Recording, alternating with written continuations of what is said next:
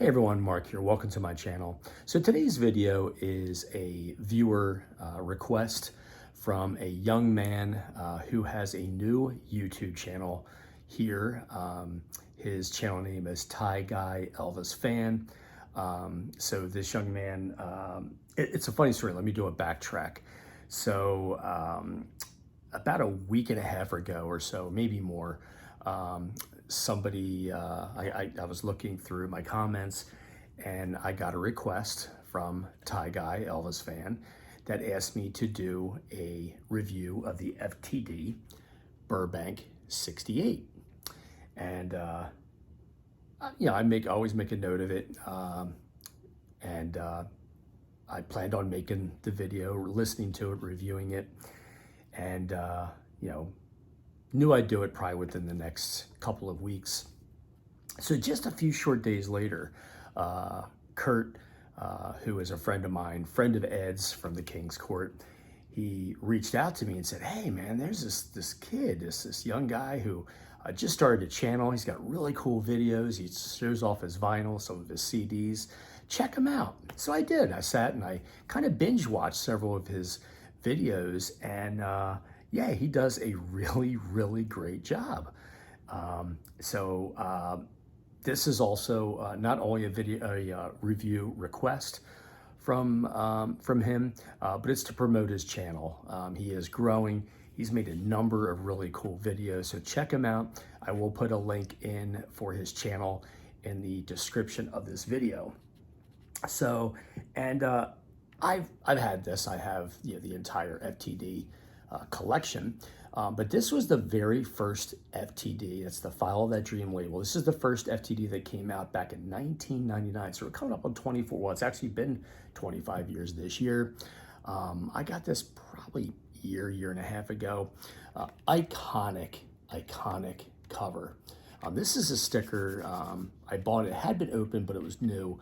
But it has a sticker on it. It says, "Fan Club Only, Limited Edition of 7,000. Elvis Presley Burbank 68, Follow That Dream." I'll pause that if you can say it. Now, I love this picture. There's a little tinge of sadness behind this, and I'll explain why. So I've been a lifelong Elvis fan since I was probably about 4 years old. But the day after Elvis passed away, on our local paper here in Delaware, there was, and it was called the News Journal. I think it's still called that. Of course, hardly nobody I know really reads newspapers anymore. It's kind of a dying art with the internet. But on the cover, I mean, it was big news. Elvis, had passed away. But on the cover of the front page, from when you open the full newspaper up, that was top to bottom, this picture, and it showed him all the way down to about his knees. And that had been the first time. I was 9 years old. That was the first time I'd ever seen that photo. And just what a great photo. He's got, his hair's kind of messed up. He's got the black leather suit on. I always loved that leather watch right there. Just the way he's holding onto the microphone, that sneer on his face. And that was the first time I'd ever seen it. And I love that picture. And that was the first time I'd seen it. So it was kind of cool, bittersweet when I saw this cover, but I love the cover. Back is equally impressive. I'll show you the inside. There's the track listing. I will hold it up. I'm not going to read all the tracks. There's 23 tracks, over 50 minutes of music on this. I'm going to talk about the release here in just a second. Really cool picture. That's Elvis with that blue shirt that he's wearing, playing the guitar. Here is the disc. Very nice looking disc, Burbank 68.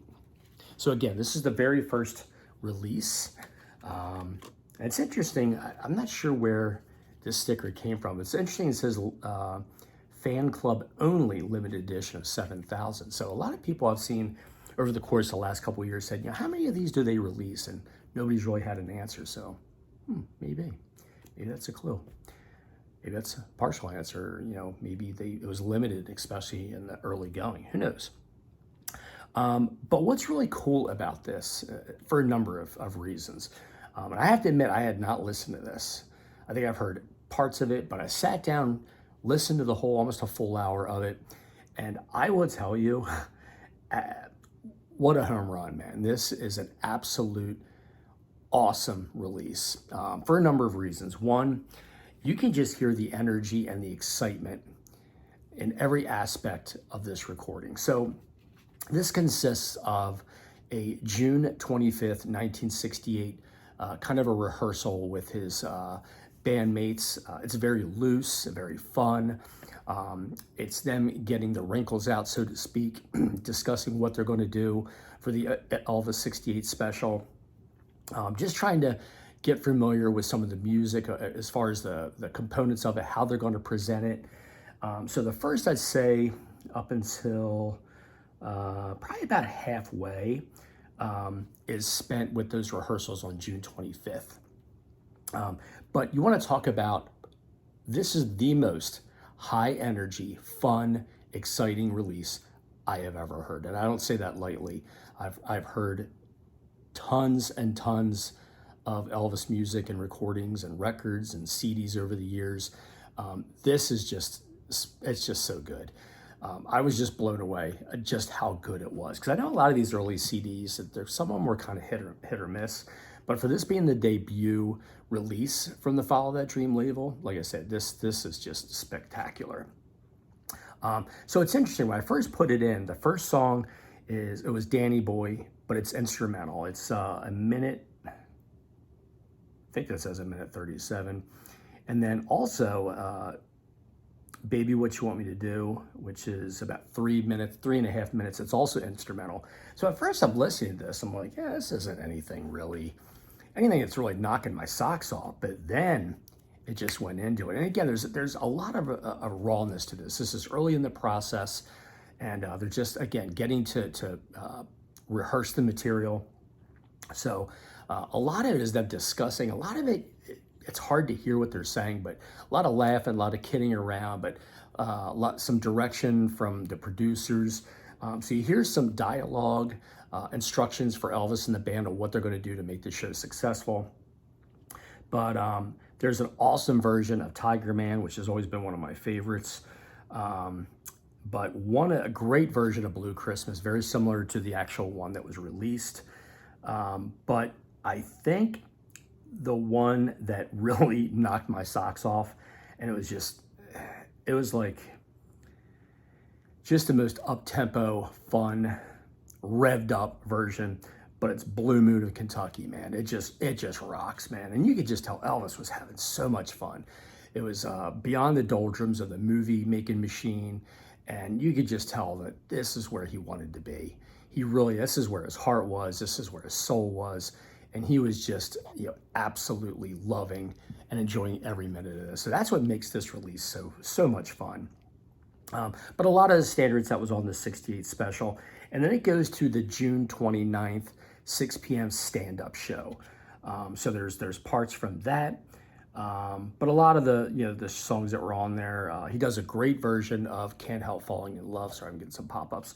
Can't Help Falling in Love, sounds almost exactly like the one that's on the 68 special album. Jailhouse Rock, Don't Be Cruel. But then there's some alternate takes. Trouble and Guitar Man, alternate take. I think it says 4. It says small print. If I Can Dream, take 4, which is a great version. My favorite song, as many of you who follow me know. And then it closes out with a very brief 1.02-second version of Let Yourself Go, which has kind of a cool, there's no vocals in it, but it has like a very cool James Bondy kind of feel, that like just a very cool version. So yeah, man, I cannot recommend this enough. And thanks to this young man for recommending this. This is a great release. But yeah, it's Burbank 68, the NBC TV comeback special. So there you have it. So that's going to be it for this video. Thank you so much for watching. I appreciate each and every one of you. Thank you for commenting, for liking, subscribing. So we'll see you soon. You all take care of yourselves. Till next time. Bye.